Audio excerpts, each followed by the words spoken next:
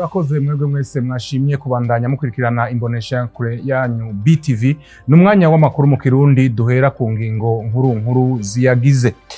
Ubushikiranganji bw'indero burashimishwa naho inyigisho shingiro zigeze inyuma y'imyaka 10 amashure shingiro atanguye mu Burundi twabiteguye muri ano makuru.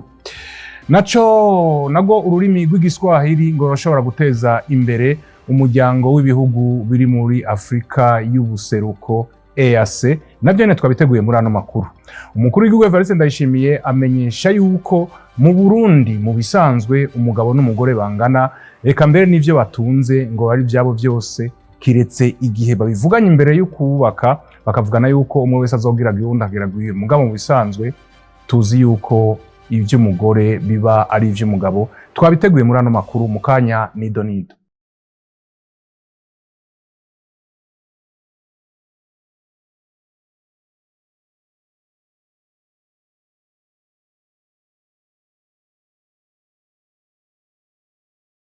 Remo Prosper niyo nkuru ngira ndabashikiza no makuru ndasubiye kubaha ikaze. Nari mpejeje kubabwira mu ntangamarara ubushikiranganji bw'indero inyuma y'imyaka 10 iheze hashinzwe amashure shingiro burashimishwa nuko inyigisho zo muri ayo mashuri ziriko ziragenda. Bikaba vyavugiwe mu nama idasanzwe yo kurondera uburyo bwotuma amashure shingiro inyigisho zabo zigira akanovera. Mu nama yo kurondera uburyo bwotuma inyigisho shingiro zigira akanovera, amashira hamwe yigenga yitavye iyo nama akorera mu gisata c'indero asanga ico gisata gifise ibibazo bitandukanye nkuko bivugwa na Kasiye Gashira hamwe icegera c'urongoye urunani bafashe bige. Iryo uravye igisata c'indero ukuntu kingana naco kinini.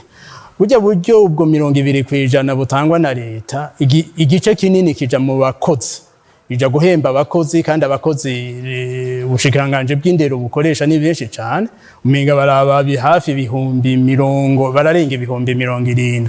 Urumva rero bahemvya abo bakozi biraheva hagasigara uburyo bukeye ku buryo buja mu bikoresho mfasha nyigisho usanga bwabaye bukeyi cyane. Canke buja kubaka amashuri budaheva ngo bukwira. Niwashaka n'abene gihugu barafashije mu kubaka amashuri, mbere barafasha no kugura intebe, mugabo ugiye kubiraba naho ni kubagora nabo nyene uburyo bafise haraho usanga atari bwinshi. Nico gituma twiyumviye tutireka naho abane gihugu bafasha, naho leta nayo nyene yigore yagize akigoroka atari gito, reka duce kuba sanzwe nabo bakoresha bivuye mu mwimbu w'ishuri nabo bashireho umutahe, kuko ni nko gushiramwe umutahe kugira bazoronke abakozi beza bashobore kubatereza imbere amahinguriro canke amashira hamwe yabo. Naho biruko mu bushikiranganji bw'indero barashimishwa naho inyigisho shingiro zigeze inyuma y'imyaka 10 iheze hatangujwe amashure shingiro. Bivugwa na niyo nkuru Anatole, uyu akaba ari umuhanuzi mu biro vy'umushikiranganji w'indero. Leta y'u Burundi ibicishe mu bushikiranganji bujejwe indero no kuvuga yuko yarakoze kandi bandanya ikora kandi izobandanya ikora ibitari bike vyarakozwe. No kuvuga yuko naho tuvuze ko hariho intambamyi, izo ntambamyi zihari mugabo yarakoze ibintu vyinshi. No kuvuga yuko hariho amategeko agenga indero mu bisata vyose, duhereye kuri gisata c'amashure shingiro turafise amashuri arahari, ivyo bitabo birahari, izo ntebe zirahari, abigisha barahari, izo nyigisho ziratangwa. Ngira ngo namwebwe murabizi yuko nta murigira mwumva ngo amashuri mu Burundi ntakora kubera habuze ibi nibi. Iyo nama yo kurondera uburyo bwotuma inyigisho shingiro zigira akanovera yateguwe n'ubushikiranganji bw'indero, yari yatumiwemwo abegwa n'igisata c'indero n'ababafasha muri ico gisata barimwo Action Aid, Care Burundi, abigenga barimwo Duhurire Hamwe, Bafashe Bige, ku buryo butangwa n'umuryango wa Buraya canke Union Européenne. Nayo babwiye mu ntangamarara ururimi rw'igiswahili ngo burashobora gutuma umuryango w'ibihugu byo mu karere ka Afrika y'ubuseruko bitera imbere. Ivyo bivugwa mu gihe kwigenekerezo ry'indwi mu kakaro uko umwaka utashe isi yose himbaza umunsi mpuzamakungu wahariwe ururimi rw'igiswahili. Rafael Nyando. Igenekerezo rya ndwi mu kakaro uko umwaka utashe Isi irahimbaza umunsi mpuzamakungu wahariwe ururimi rw'igiswahili. Uwo munsi ukaba warashizweho n'ishirahamwe mpuzamakungu UNESCO rijejwe indero, ubushakashatsi hamwe n'imico kama. Ukaba watanguye guhimbazwa kuva mu mwaka wa 2022. Uyu mwaka rero ukaba ubaye umwaka ugira kabiri kuva batangura kuhimbaza. Abantu bari hagati y'imiliyoni 100 hamwe n'imiliyoni 200 nibo boba bavuga ururimi rw'igiswahili kw'isi. Urwo rurimi rukaba rukoreshwa mu bice bitandukanye muri Afrika, na cane cane mu gice ca Afrika y'ubuseruko hamwe na Afrika yo hagati. Igiswahili rukaba ari rumwe mu ndimi zemewe gukoreshwa mu manama y'umuryango wa Afrika y'ubuseruko hamwe no mu muryango w'ubumwe bwa Afrika. Mu Burundi kuva kera hamyeho abakoresha ururimi rw'igiswahili, aho wasanga baba mu ma quartier batazira quartier Swahili canke ka Swahili. Abize ivyigwa vy'akahise baravuga ko abagendanyi benshi b'umugano wa Rudoviko Rwagasore bakoresha ururimi rw'igiswahili, ndetse bari mu bagwaniye bimwe biboneka ukwikukira ku Burundi. Kuva mu mwaka wa 2006 Burundi bwaratanguye gutanga inyigisho z'ururimi rw'igiswahili mu mashure. Umukuru w'igihugu cy'u Burundi Evariste Ndayishimiye ariwe asanzwe arongoye umuryango wa Afrika y'ubuseruko yifurije abakoresha ururimi rw'igiswahili umunsi mukuru mwiza. Abicishije ku rubuga rwiwe rwa Twitter yamenyesheje ko igiswahili gituma abafise imico itandukanye baja hamwe, ndetse ni igikoresho gifasha mu gukomeza umuryango wa Afrika y'ubuseruko. Mumenya ko ururimi rw'igiswahili arigo ururimi rwonyene rudende muri Afrika rwemejwe n'ishirahamwe UNESCO, rukaba kandi rufise n'umunsi wo kuruhimbaza. Mu Burundi bizwi ko umugabo n'umugore bangana, kandi n'amatungo baba bafise baba bayasangiye. Ivy'umugabo ari ivy'umugore n'ivy'umugore biba ari ivy'umugabo, kiretse gusa iyo bavuganye imbere yuko bubakana ko umwe wese ivyo yaronde bizobagwiwe uwundi bikabagwiwe. Mugabo bitari uko, ibintu batunze, amazu n'ibindi vyose baba babisangiye. Ivyo bivugwa n'umukuru w'igihugu Evariste Ndayishimiye. Tejeje kubona ko umugabo n'umugore bubakanye babaye umwe. Mu Burundi gushika ubu umugabo n'umugore hajya bakiragana, utavuze uti jewe ivyanje n'ivyanje vyiwe nigwiwe, bizwi yuko vyose muba mubisangiye. Kiretse wewe ari buciye uvuga ngo oya hari hakahaza, banza mungire ku mutungo wanje tutawuvanganya, kiretse ari wewe bivuze. Muga mu Burundi bizwi ko amatungo yanyu yose na mwese murayasangiye mugize amasezerano yo kubakana. None umugabo n'umugore ninde atorana ku wundi? Kuvuga umugabo atorana ku mugore nk'uko umugore nawe atorana ku mugabo. Hakaba handitse ngo azoheba se na nyina yubakane n'umugore wiwe babumwe bubake ugwakaramata. Hariho ibibazo biza kuko Burundi twe turukwacu. Umugabo aratorana ku mugore n'umugore aratorana ku mugabo. Vyose mugivyo bafise n'ivyabande vy'abana. Nico gituma umugore n'umugabo bategereza gukora kugira ngo abana babo babaronderera ubuzima. Kurya Imana imbere yuko irema umuntu yabaje kumuremera ibizomutunga, niko n'umugore n'umugabo bubakanye bategereza guca barondera ibizotunga abana. Mu Burundi ivyo rivyo tuzi. Mugabo kubera bibidukikije, ubu haraje nk'ikibazo kivuga kiti umugore ateza gutorana iwabo. Ni vyiza. Navuze nti nta ngorane, muga tubitegere kumwe ko dushaka guhindura, tubitegere. Umugabo n'umugore bubakanye, ejo umugore agapfa, ko umugabo none atorana, umugabo n'umugore batorana nako. Umugabo rero nacaja gutorana iwe umugore bazovyemera.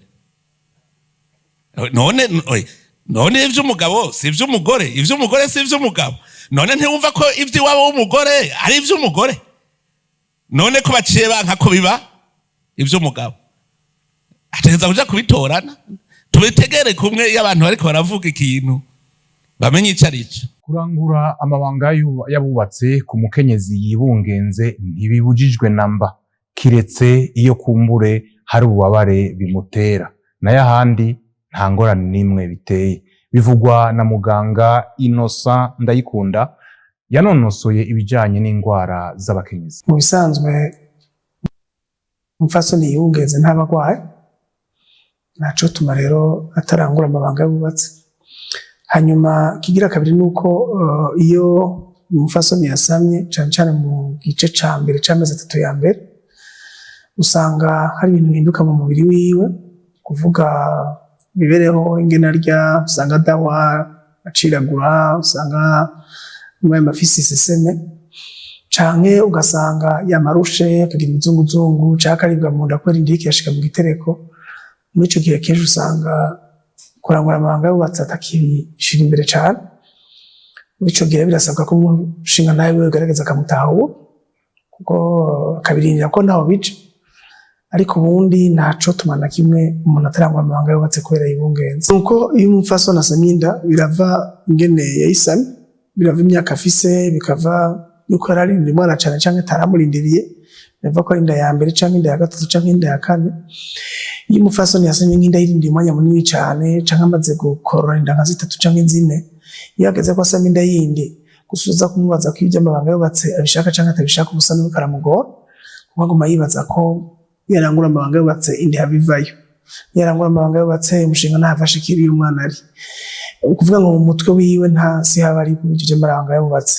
Niyo mpamvu usaba ko abashinga ntahe babo batahura gusumba. Ico dusaba abapfasoni ni iki, nuko utabishaka kurangura amabanga y'ububatsi si vyiza kubikora, kuko iyo utabishaka biheza bikamera nabi. Ntuheza ngo uzane bita bamwe bita amavangingo, ntuheza ngo muhorohe, bica bituma rero yuko usanga umera nk'ufasha ku ngufu. Dusaba rero ko abapfasoni ngiye wumva batabishaka bobireka bakazobikora ejo canke ejo canke bakarindira imisi bazoba mu mutwe no mu mutima batekanye. Turasaba yuko abapfasoni kandi mu gihe babonye amaraso bafise inda canke bariko bararibwa canke bumva ikindi kimenyetso cose gituma bagira ububabare, ko batoherahera ngo bakore ayo mabanga y'ububatsi, burinda bakazobikora hanyuma. Ica kabiri ku bashinga ntahe nabo turabasaba cane dushimitse yuko bogerageza bagatahura abapfasoni babo. Tukunda kuvuga tuti kurangura amabanga y'ububatsi n'indya y'abahinzi, kuvuga utamerewe neza mu mutima, utamerewe neza mu magara, ufise akantu katameze neza gasonga, niyo waheza ngo uze kurangura amabanga y'ububatsi. Iyo bikoze aba ari vya bindi ko zubakwa canke ari vya bindi reka nubaka urugo ndabe ko ejo ngo bandanye, ariko ntuburi kurangura amabanga y'ububatsi, kuko amabanga y'ububatsi gisigura ngo umushinga ntahe abimererwemo neza n'umupfasoni wawe abimererwemo neza.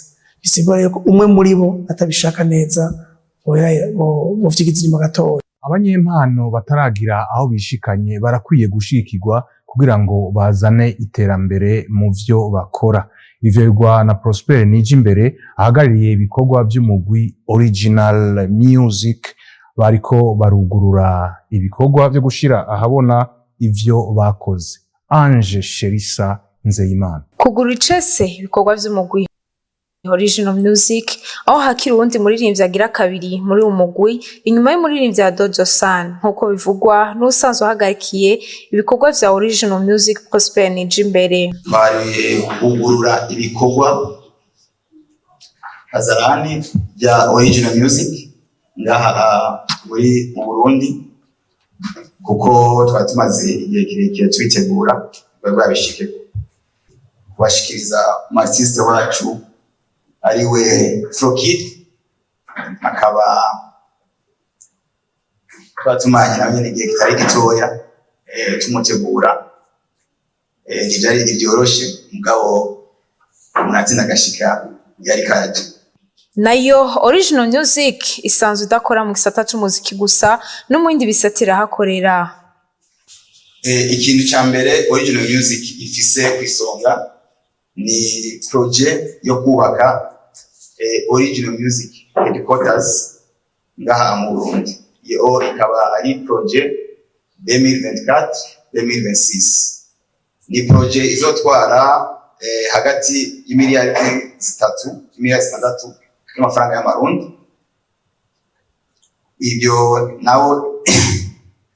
Iyo nayo rero ikazotangura mu mwaka uza, ndibaza hagati mu mwaka wa 2024. hama iyi projet kuyitangura twayitanguje kugira gusa ngo twubake inyubako ya Original Music mugabo dushaka ifashe kucreya ubuzi hazasa kugwaruka hanyuma ico gihe numva imaze guhera tuba dufise no amaposti atandukanye ariho tuzopangaja kugwaruka sasa kugira ngo badufashe kurangura ibikorwa bya misi yose muri Original Music Headquarters. Uyu mugwi Original Music ukaba watanguye gukora mu mwaka wa 2018 mu gihugu ca Finland, ikaba ifise ishami muri Norvege aho yatangujwe n'umurinzi wa Dojo San.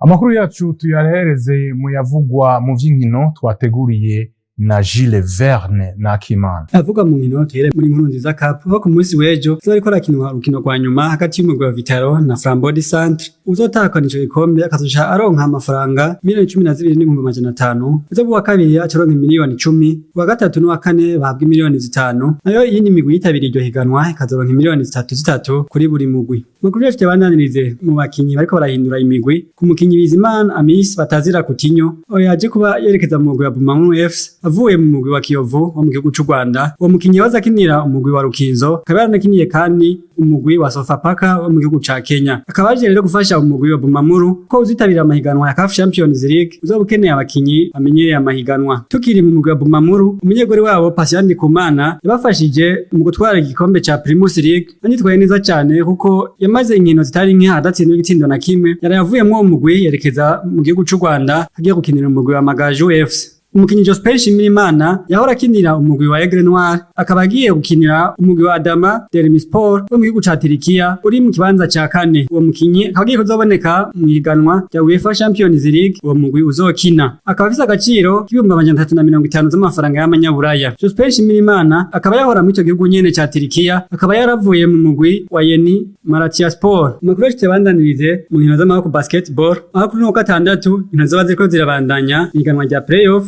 Umugwi wa Dinamo kazokina n'umugwi wa Remesha nayo Runani ukina n'umugwi wa Tigers. Turangize mu isoko ry'igura n'igurishwa aho umugwi wa Arsenal umaze gusinyisha abakinyi bagera kuri 3 Kai Havertz, Declan Rice na Julian Timber ashobora kuza mu mugwi umwanya n'umwanya. Ukaba kandi warongereje amasezerano kwa bakinyi nka Bukayo Saka, Gabriel Martinelli, William Saliba hamwe na Nelson Reis. Umugwi wa Arsenal ukaba biteguye mino higanwa inyuma yaho uburi igikombe gitwawe n'umugwi wa Manchester City. Umunyegori Yann Sommer w'umugwi wa Bayern Munich ariko araronderwa n'umugwi wa Inter de Milan kuko umugwi wa Inter de Milan ubona ko umunyegori wabo Andre Onana ashobora kuja mu mugwi wa Manchester United. Bayern Munich rero ukaba ariko ararondera umunyegori ashobora kumusubirira yova mu mugwi wa Valence. Aha niho hagarukiye amakuru twariko turabashikiriza. Nshimire mwebwe mwese mwafasa kanya ko kuyumviriza.